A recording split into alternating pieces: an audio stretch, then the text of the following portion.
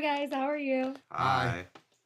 Hi. Hi. So to start, I wanted to ask both of you first, Alan as a director, and then Josh. The comedy action kind of back and forth that this film has is always so fun and unique to me because sometimes we lean a little too heavy with action movies and it's not as funny.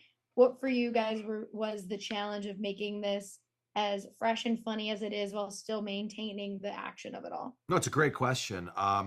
For me, I always start with character and I kind of try to figure out where's the character going, what's their journey, and what am I trying to say to the audience. And so I find very often that if I can figure that out, the balance sort of comes a little bit more naturally, especially because the audience is very invested in the character that even if you lean a little bit too far in one direction, they forgive you for it a little bit. But in terms of this, Josh and I had already worked together. And so we had this really great shorthand and this trust. And so when we were breaking the script down and we were prepping and sort of going through it together, and he would ask questions and make suggestions, we kind of really dug into it and figured out, what that balance looked like. And then when we brought the rest of the cast in, it kind of formed naturally. And so, as someone who grew up in the 90s, watching a lot of these sort of seminal buddy cop movies, I found that there were similarities in sort of how they approached character as well. And I think that was a big help for me.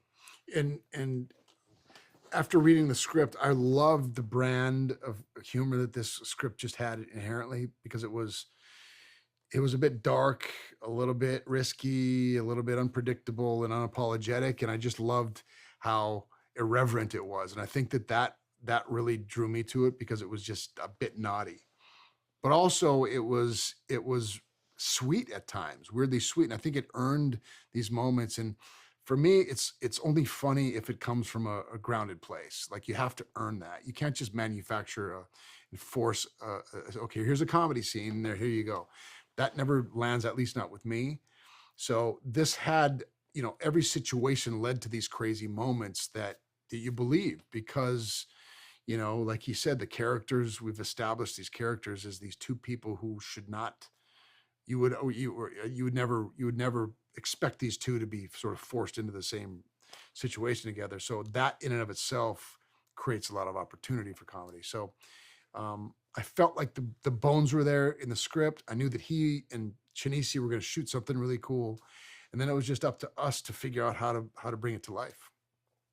Yeah, well, I wanted to ask you guys because like this movie, maybe for the next generation of young boys, will be a movie that teaches them about the life lessons of being a dude. I don't know how that works, but I wanted to ask you guys: is there movies that you remember from when you were younger that you were like, yeah, that is what it's like? Like I learned this from this movie in the way that London Calling kind of does for its characters. Well, that's a good Ooh. question. Well, That's a good question. I would say, gosh, I look back at some of the ones I watched and loved growing up, and it was like Fast Times at Ridgemont High.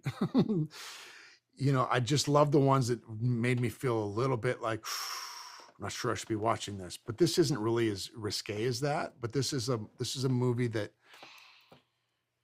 I'm not sure it's so much about teaching dudes how to be dudes as much as it is about how important it does a good job of disguising the fact that dads are important. You know, Mhm.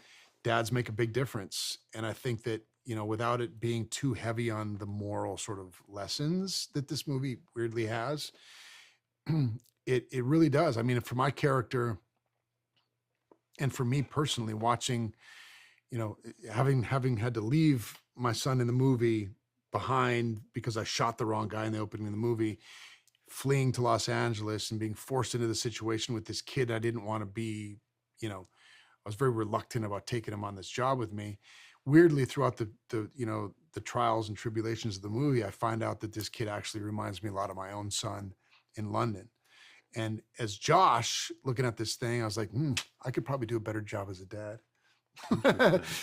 Maybe you weirdly learn these lessons from movies sometimes, and even for me being in this movie, I was like, yeah, there's certain things that I could improve on, and this was one of those. I think for me, not necessarily dudes being dudes, but boys being boys who are on their way to adulthood would have been the Goonies.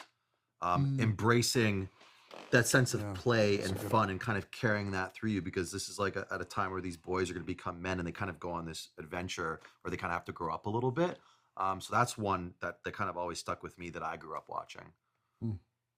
Yeah. When Josh, I like what you said because it is less of like a dad movie and more about a movie for dads and about dads so that dads can learn things. And I kind of love that Hmm. because we label certain movies like that's a dad movie, but it's like it's nice when there's a thing. Yeah. And so for last quick thing, I just wanted to ask, what are you guys most excited about for audiences when they get to see London Calling? And by the way, it's very simple. Just watch Rick Hoffman play a father in this movie and do the opposite.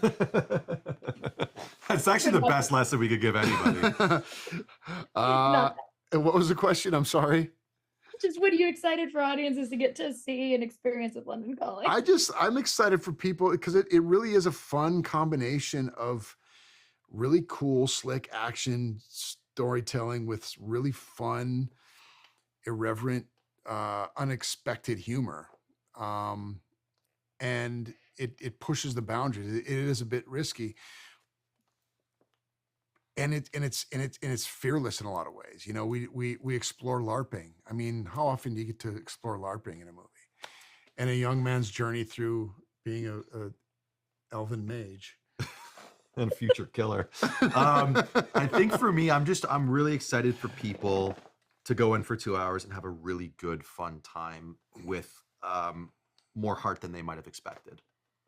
Yeah, I 100% agree. Well, thank you guys for talking with me. I really appreciate it. And I Thank can't you. wait for everyone else to get to see London Calling. Hey, good job. Good interview. That was fun. Thank Thank you. Have a great one. Bye.